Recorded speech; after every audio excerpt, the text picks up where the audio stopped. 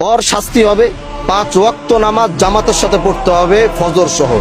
আপনার মেয়েরে আমি সমাজের সামনে আনি নাই, কারণ আমি কোনো মায়ের ইজ্জত নষ্ট করতে চাই না, আমি আমার কোনো বোনের ইজ্জত নষ্ট করতে চাই না। যে অপরাধ করছে আমি সমাজে আইনা দাঁড় করে দিতে পারতাম, আমি মানা করছি, আমি বলছি না, আমি তার আনবো না। আপনার মেয়ের ইজ্জত আমি নষ্ট করি নাই, চাইলে আমি এখানে ওরা দাঁড় করে দিতে পারতাম।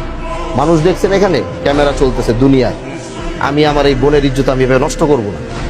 সে ভুল করছে, আমি এটাই বুঝাইতে চাইছি যে প্রকৃতভাবে দ্বিতীয়বার আল্লাহর কসম করে বলতেছি, দ্বিতীয়বার যদি আমি এইরকম আরেকটা কথা যদি আমি আপনার মেয়ের নামে জীবনে শুনবো, এটা তরে শুদ্ধ আমি এখান থেকে খেদাই দেবো। কিন্তু যদি বউ কন্ট্রোল করতে না পারো, বউ নিয়ে অন্য জায়গায় জায়গা দেবে। আরেকবার যদি আমি দ্বিতীয়বার শুনবো আর মোবাইল চালানো বন্ধ। আজকে যে এই বিচার ব্যবস্থা আমরা দাঁড়িয়েছি, এই বিচার আমরা করলে অনেক কিছু করতে পারি, বললে অনেক কিছু বলতে পারি, কিন্তু আমি চাই ও মন থেকে ভালো হোক।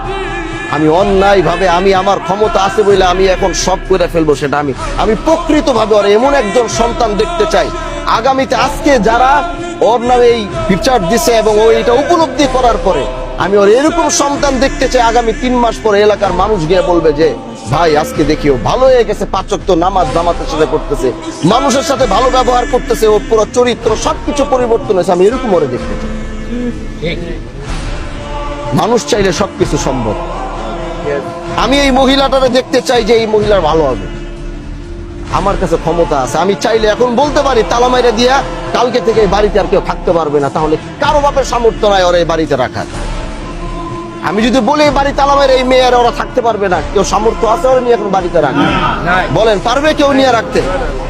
আমি চাইলে সেটা বলতে পারি, আমি চাইলে সেটা করতে পারি, কিন্তু আমার হাতে ক্ষমতা আছে দেখেই যে আমি সেই ক্ষমতার ব্যবহার করব, বিষয়টা এরকম না। সমাজের মানুষের একটা ভুল হবে, সেই ভুলের পরিমাপটা দেখতে হবে যে দ্বিতীয়বার তাকে সুযোগটা দেওয়া যায় কিনা। যখন তাকে দ্বিতীয়বার সুযোগ দেওয়া যাবে না, তখন তার বিষয়ে এরকম কোন ফায়সালা করতে হবে যেটার বিকল্প আর কোনো রাস্তা থাকবে না। পিঠ দেয়ালে থেকে গেছে, এখন এটাই ফায়সালা, এর বাইরে আর কিছু না।